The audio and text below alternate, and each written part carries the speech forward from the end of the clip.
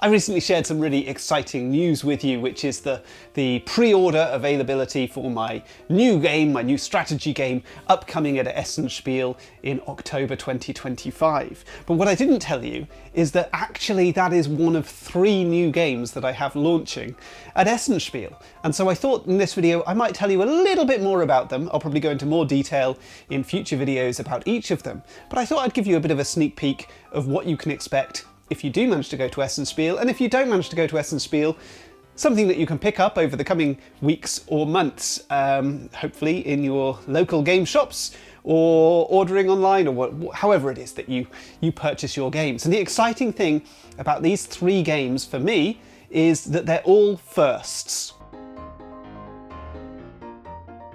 So what I mean by that is that they are my first game in a particular genre. Now, I've had a number of games published over the last few years. I've had trick-taking games, I've had a roll and move game, I've had dice games and card games and deduction puzzles. I've had 2-player only games, all sorts of different categories and genres. But these are 3 more firsts. So let's start off with the first one, which I have already showed you in previous videos, and that's Emberheart. Now, you probably won't have missed this because this has been advertised really widely. I mean, Mind Clash has put so much behind the marketing of this game, largely based on its beautiful, beautiful artwork by Andrew Bosley, who created the art for Everdell. And I mean, I think the gameplay holds up to the stunning artwork, so it looks great, but it also plays great, and everything's pointed towards this being, hopefully, a really sort of popular new game at Essen Spiel. Certainly the pre-orders have been really, really good, really healthy from what I'm being told by the publisher. So I'm looking forward to demoing this at Essen Spiel. I'm looking forward to getting out into people's hands so that people can start playing it. I believe the pre-orders are going to start shipping very, very soon. The pre-order period ended at the end of September, so now it's just getting games out into people's hands, getting them playing, getting some word of mouth building up around the game, and I really hope that this is going to be something big. It certainly feels like my biggest project yet. So this is my first worker placement game. Okay, so it's my first big strategy game, frankly, my first big box game. Now, I don't mean by that this is my first worker placement game. It's not a my first worker placement game. I mean, it's not a worker placement game for children.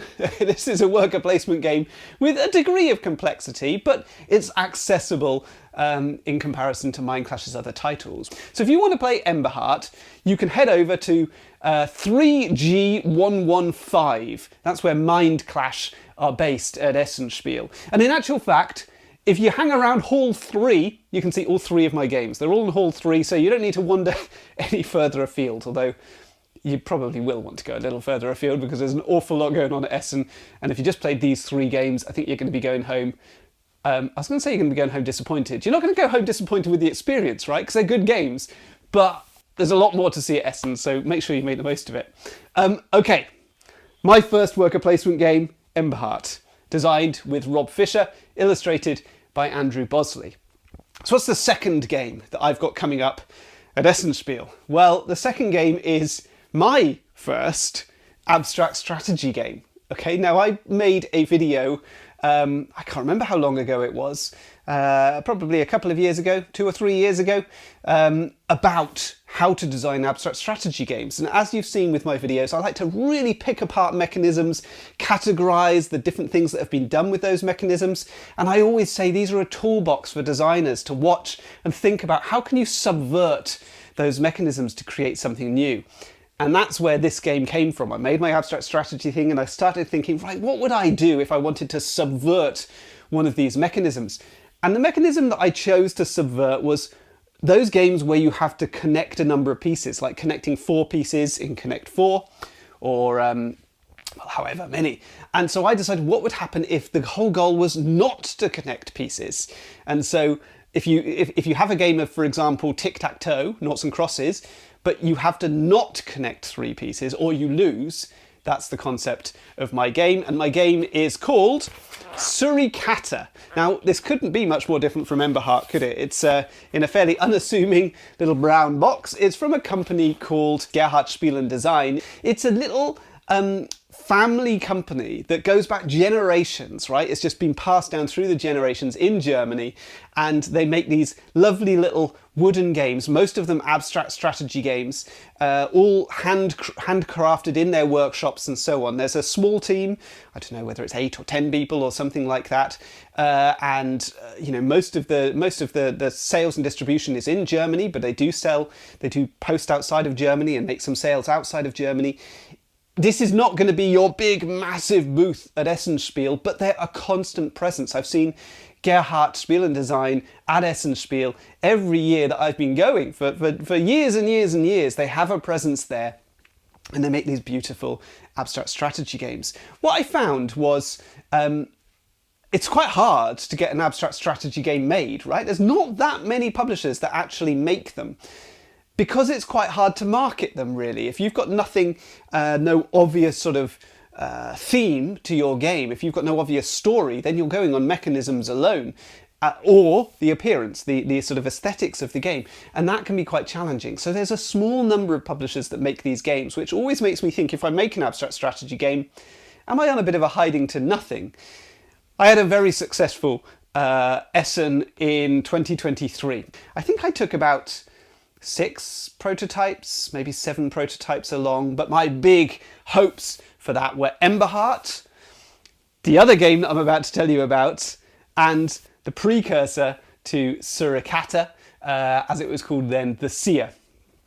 And I just had such great response to all of those, but Surikata found its home with Gerhard Spiel and Design, and I was delighted. It's been a real pleasure working on it with them. This is a game that's going to be great for younger players, really, people just learning abstract strategy games for the first time.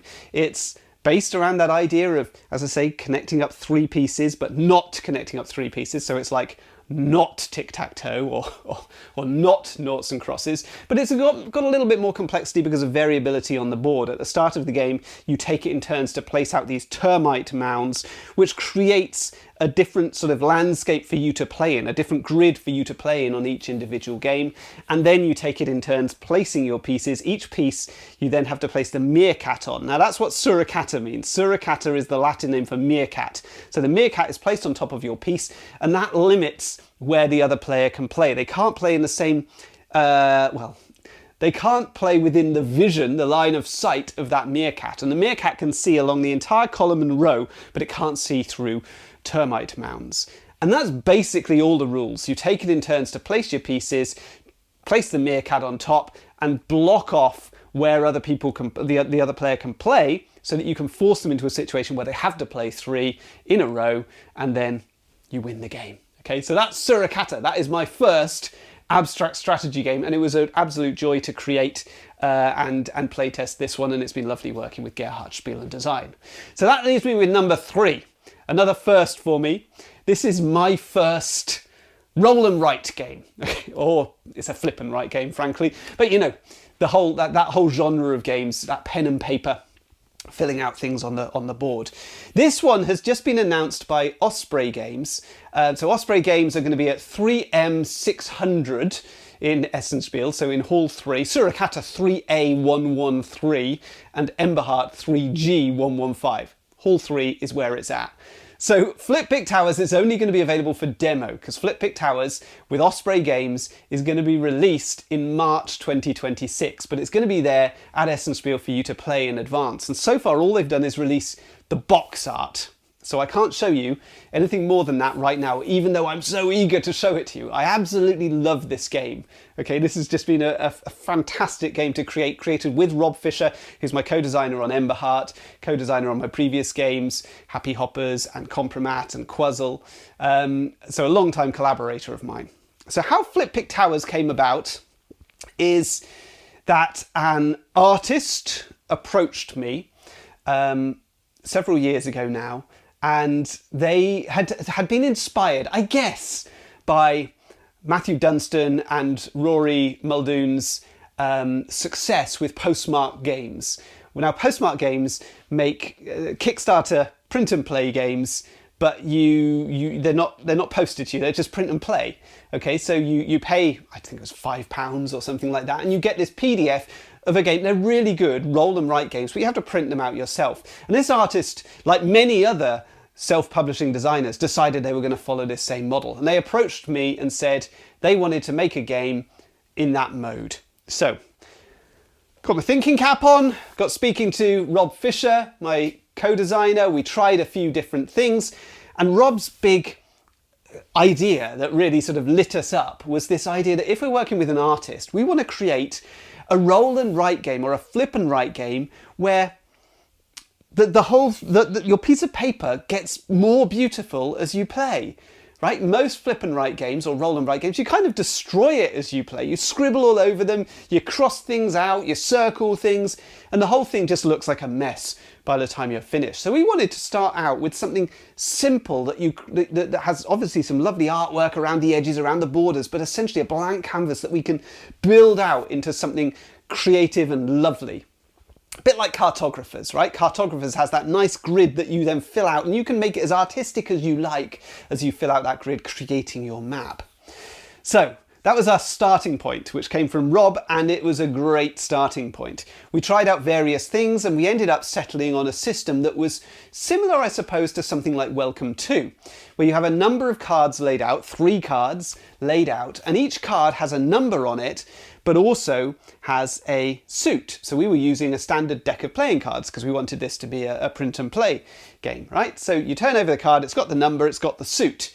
Now the number was going to represent the floor in a tower. So you would draw a little floor of a tower. And then the suit would build up resources that you can use to decorate your towers. So then you can start to put banners on your towers, or bridges, or build up beanstalks around your towers, or put windows into them, or flags on them, these sorts of things based on the icons that you gather. What happens with a queen or a king or a jack though? Well, they move into the towers. So if you play one of those cards, they move in and occupy that tower, and you score for various different types of nobles you have in your tower. Now, that got us so far, but communication with that artist kind of fell by the wayside, and frankly, as much as I think those postmark games are great, I never really play them because they're not boxed. I don't like really having something that just feels like my own personal craft project. I like to have a nice fancy box I can pull off the shelf and get playing. So as good as Voyages, for example, is within that range of postmark games, I wanted to create something where I felt like I had a physical presence on a retail shelf. And I was starting to feel constrained by just having a standard deck of playing cards. I wanted more in there. So we started to introduce more characters. We started to change those suits to mean different things. And we ended up with dragons in there. Dragons, which are a major part of Emberheart, of course. So we have dragons that sit on top of your towers and ruin them or steal treasure from your towers. We started to introduce what we were then calling wizards, but have now become this cast of colourful characters, imps and fairies and centaurs who are going to help you. You're magical architects building up these towers to occupy them by drawing your nobles in them. You illustrate them in a variety of different ways. And the great thing about it is that the scoring is always different. I incorporated a whole deck of different scoring cards, of which you only ever use 3 in a game. So there's a massive number of combinations. You know, maybe the queens want to be looking out over the tips of the beanstalks. Maybe the princess wants to be in a row with no other nobles in it. Maybe the king wants to, I don't know, be in the highest level of a tower.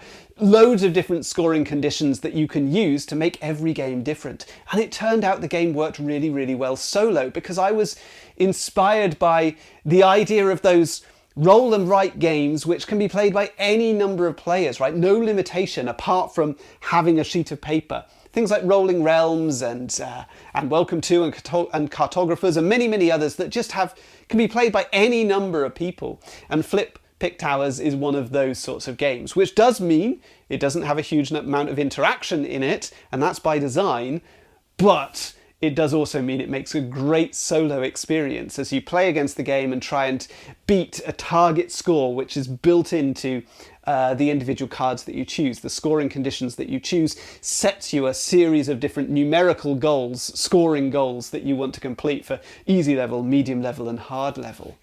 Once we got started on the game, my first choice of publisher, right, was Osprey Games. I've always wanted to work with them, right? I've met with them a number of times. I've always found them really, really positive to meet with. They're a UK-based company, which I found that just appealing, just to work with somebody local for a change, because I work so often with people overseas.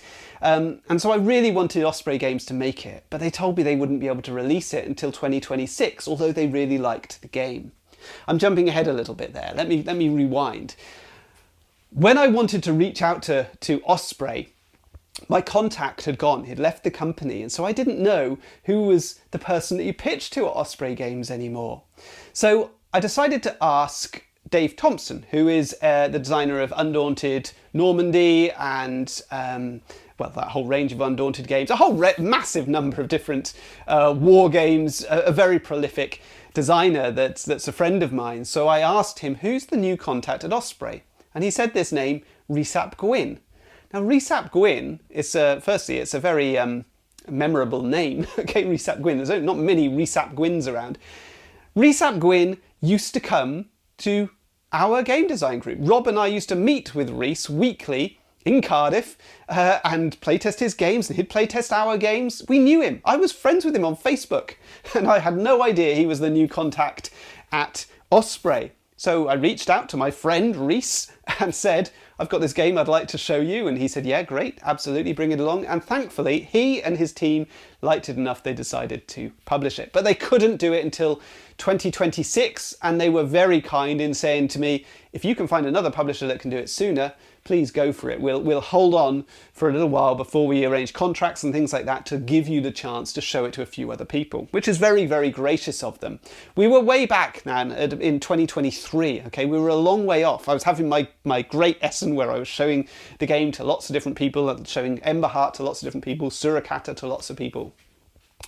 And I actually had a company that I showed Flip Pick Towers to, the prototype, at Essen Spiel, and they sent me a message about 2 hours later and said, we want to sign it. Now, they hadn't even played it. This was very, very unusual, but it was a big name publisher, but they wanted to publish the game. And this was really, really exciting. But I really wanted Osprey to do it as well. But this company was saying they could do it much quicker. The fact that they hadn't played the game and they were willing to sign it worried me a little bit. And I pulled back from that and ultimately decided to stick with Osprey, and then that company shut their doors a year or so later. So I think we had a little bit of a lucky escape from that one, even though it felt like a really good option for me. So yeah, we were left with a little bit of a wait, but we knew by this point that Emberheart was going to be made, and we knew it was going to be made a little bit before 2026. So it felt like, well, we've got something big coming, so maybe we can hang on, and it doesn't really matter if we wait for Flip Pick Towers. The next thing with Flip Pick Towers was the art. We went through, we were presented by Osprey, by Rhys, with a number of artists. I think he showed us about portfolios of about 5 different artists that he was considering, and he asked us, which of these would you like to go with? I don't think we had the final say or anything like that, but he really wanted to know our opinion. And we felt strongly we wanted to go with Beatrix Papp. Now, Beatrix Papp has not done any other board games as far as I know, but her art style was perfect for this. Sketchy and fantastical. This sort of, she was doing these lovely little unusual pictures that looked almost like stick men, but they were much more detailed and skillfully drawn than that. With very bold colours that reminded me of the bold colours that we had in Compromat, which I loved from Helvetique. And she drew lots of fantasy, fairy tale type characters and things like this. It just seemed like the perfect fit for what we were going for with Flip Pick Towers, where players are going to be drawing their own towers, drawing their own little queens and kings and dragons and so on their sheets. So having that sort of slightly sketchy style was just perfect for it. Throughout the process, Osprey consulted us on every single card, every card along the way. They'd send it to us and say, are you happy with the art on this? Would you like any tweaks? And we made tweaks along the way. And we started to develop this real Welsh identity to the whole thing. Rhys ap Gwyn being a Welsh name, Rob and myself both having lived in Wales for a long time and Wales being very important to us.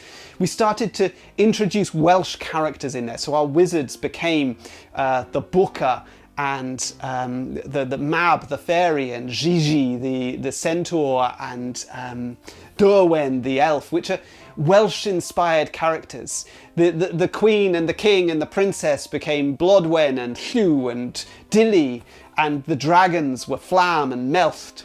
And my Welsh pronunciation is not good, but it felt wonderful to be sort of bringing in just a flavour of Welsh. I mean, this is not some sort of authentic Welsh legend or anything like that. It's just a flavour of Wales, which felt so lovely to have, so nice to kind of build that in there and have that built into the rulebook and the cards and everything like this. Just a flavour of the Welsh language and Welsh mythology and so on. So the whole thing just feels like a really personal project, and I'm really looking forward to showing you more of this as Osprey starts to release more details. So there we go. We've got my first worker placement game, Emberheart. We've got my first abstract strategy game, Surikata, and we have my first flip and write or roll and write game. I hope, if you're not going to Essen, then I hope that you can play these games soon. Certainly Emberheart will be available very, very soon. Surikata, I believe, will be available on the web shop for Gerhard Spieler within the next week or two, I would think, before Essen. And Flip Pick Towers is going to be available in March, but there is the opportunity to play all three of these games at Essen Spiel, and I hope to see some of you there. So thanks very much for watching. All the best.